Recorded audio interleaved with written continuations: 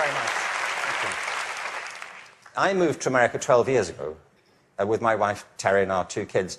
Actually, truthfully, we moved to Los Angeles. Thinking we were moving to America, but anyway, it's a short plane ride from Los Angeles to America. I got here 12 years ago, and when I got here, I was told various things, like, Americans don't get irony. Have you come across this idea? It's not true. I've travelled the whole length and breadth of this country. I have found no evidence that Americans don't get irony. It's one of those cultural myths, like the British are reserved. I don't know why people think this. We've invaded every country we've encountered.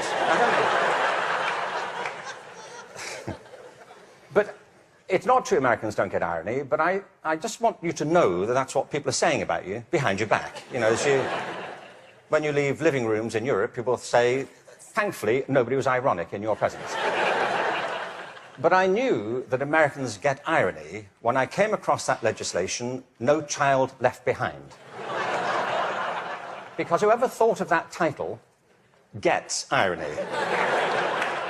Don't they?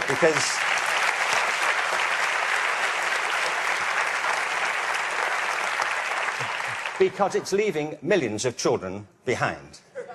Now, I can see that's not a very attractive name for legislation. Millions of children left behind. I can see that.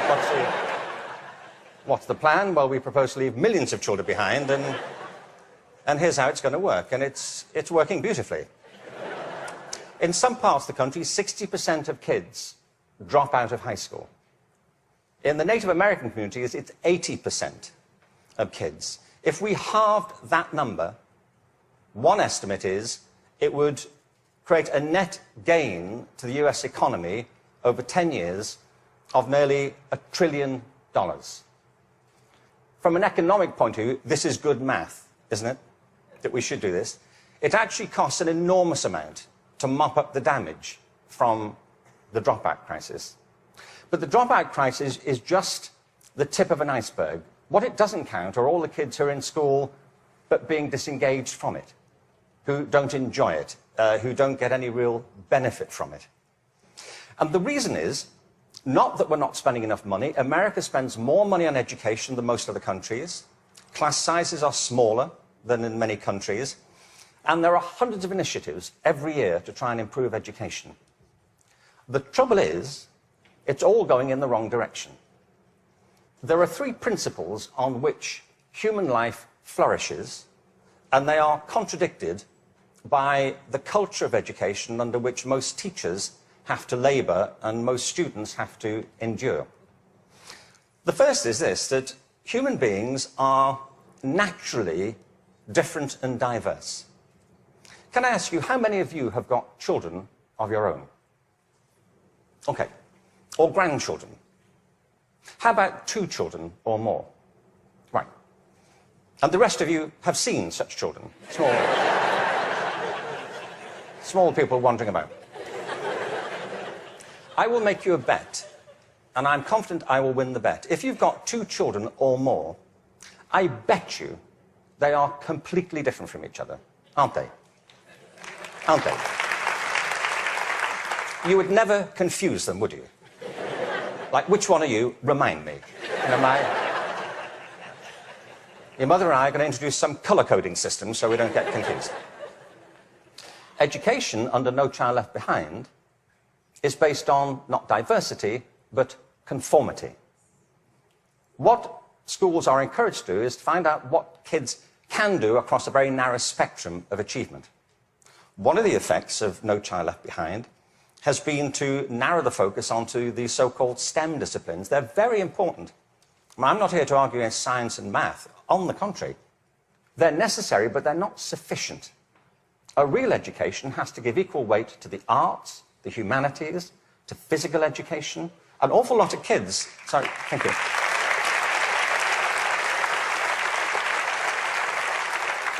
One estimate in America currently is that something like 10% of kids getting on that way are being diagnosed with various conditions under the broad title of attention deficit disorder, ADHD. I'm not saying there's no such thing. I just don't believe it's an epidemic like this. If you sit kids down hour after hour doing low-grade clerical work, don't be surprised if they start to fidget, you know.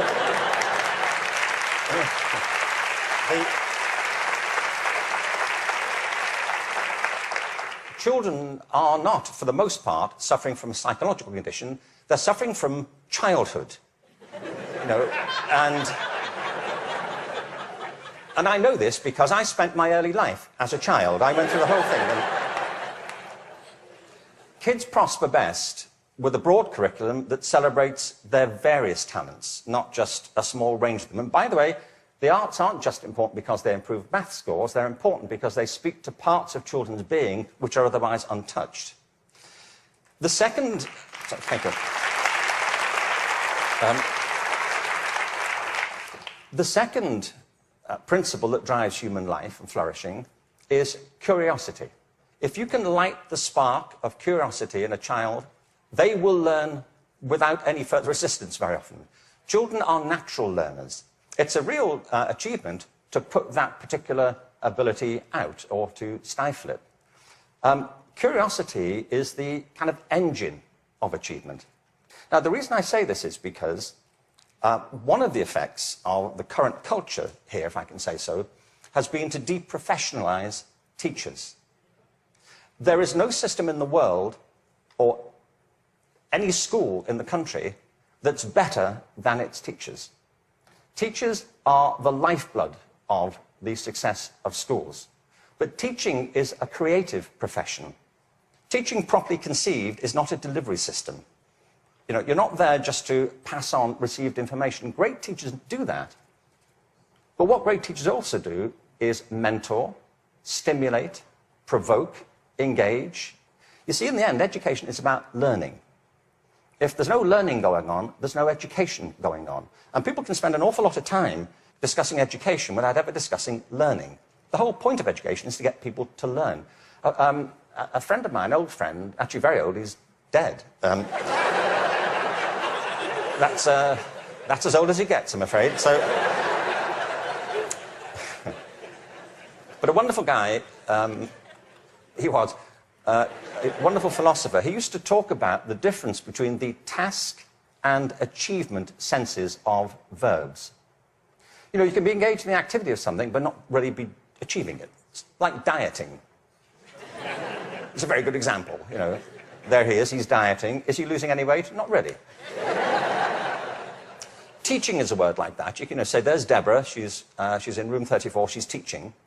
But if nobody's learning anything, she may be engaged in the task of teaching, but not actually fulfilling it. The role of a teacher is to facilitate learning. That's it. And part of the problem is, I think, that the culture of, the dominant culture of education has come to focus on not teaching and learning, but testing. Now, testing is important. Standardized tests have a place. But they should not be the dominant culture of education. They should be diagnostic. They should help. You know, if I go for a medical examination, I want some standardized tests. I do. You know, I want to know what my cholesterol level is compared to everybody else's on a standard scale. I don't want to be told on some scale my doctor invented in the car. You know, your cholesterol is what I call level orange. Really? Is that good? We don't know. But all that should support learning. It shouldn't obstruct it, which of course it often does. So in place of curiosity, what we have is a culture of compliance. Our children and teachers are encouraged to follow kind of routine algorithms rather than to excite that power of imagination and curiosity. And the third principle is this, that human life is inherently creative. It's why we all have different resumes. We create our lives, and we can recreate them as we go through them. It's the common currency of being a human being. It's why human culture is so interesting and diverse and dynamic. I mean, other animals may well have imaginations and creativity, but it's not so much in evidence, is it, as ours. I mean, you may have a dog. you know, and your dog may get depressed. You know, but it doesn't listen to Radiohead, does it? And, sit staring out the window with a bottle of Jack Daniels. And you say, would you like to come for a walk? He said, no, I'm fine. No. You go. I'll wait, I'll go. Yeah. But take pictures. We all create our own lives through this restless process of imagining alternatives and possibilities, and one of the roles of education is to awaken and develop these powers of creativity. Instead, what we have is a culture of standardization. Now, it doesn't have to be that way. It really doesn't. Finland regularly comes out top in math, science and reading. Now, we only know that's what they do well at because that's all that's being tested currently. That's one of the problems of the tests. They don't look for other things that matter just as much. The thing about the work in Finland is this. They don't obsess about those disciplines. They have a very broad approach to education, which includes humanities, physical education, the arts. Second, there is no standardized testing in Finland. I mean, there's a bit, but it's not what gets people up in the morning. It's not what keeps them at their desks. And the third thing is, I was at a meeting recently with some people from Finland, actual Finnish people, and so somebody from the American system was saying to the people in Finland, what do you do about the dropout rate in Finland? And they all looked a bit bemused and said, well, we don't have one. Why would you drop out? If people are in trouble, we get them quite quickly and help them and we support them. Now, people always say, well, you know, you can't compare Finland to America. No, I think there's a population of around 5 million in Finland. But you can compare it to a state in America. Many states in America have fewer people in them than that. I mean, I've been to some states in America and I was the only person there. Really. Really, I was asked to lock up when I left. But what all the high-performing systems in the world do is currently what is not evident, sadly, across the systems in America. I mean, as a whole. One is this. They individualize teaching and learning.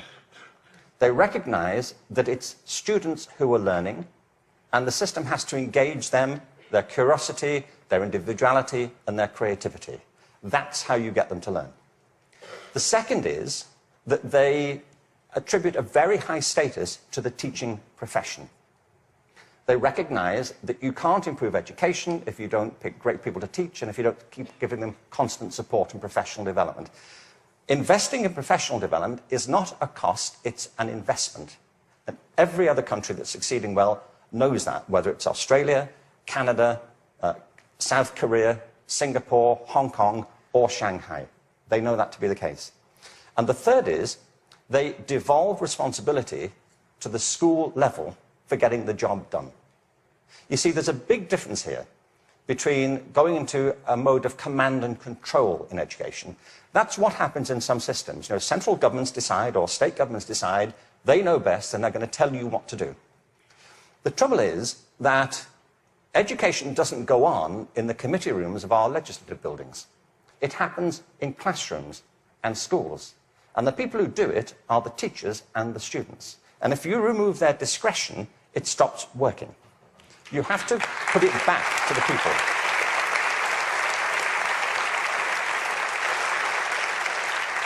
There is wonderful work happening in this country. But I have to say, it's happening in spite of the dominant culture of education, not because of it. It's like people are sailing into a headwind all the time. And the reason I think is this, that many of the current policies are based on mechanistic conceptions of education. It's like education is an industrial process that can be improved just by having better data. And somewhere in, I think, the back of the mind of some policymakers is this idea that if we fine-tune it well enough, if we just get it right, it'll all hum along perfectly into the future. It won't, and it never did. The point is that education is not a mechanical system, it's a human system. It's about people. People who either do want to learn or don't want to learn. Every student who drops out of school has a reason for it. which is rooted in their own biography. They may find it boring, they may find it irrelevant, they may find that it's at odds with the life they're living outside of school. There are trends, but the stories are always unique. I was at a meeting recently in Los Angeles of, they're called alternative education programs. These are programs designed to get kids back into education. They have certain common features. They're very personalized. They have strong support for the teachers, close links with the community, and a broad and diverse curriculum, and often programs which involve students outside school as well as inside school. And they work. What's interesting to me is these are called alternative education. You know? And all the evidence from around the world is if we all did that, there'd be no need for the alternative.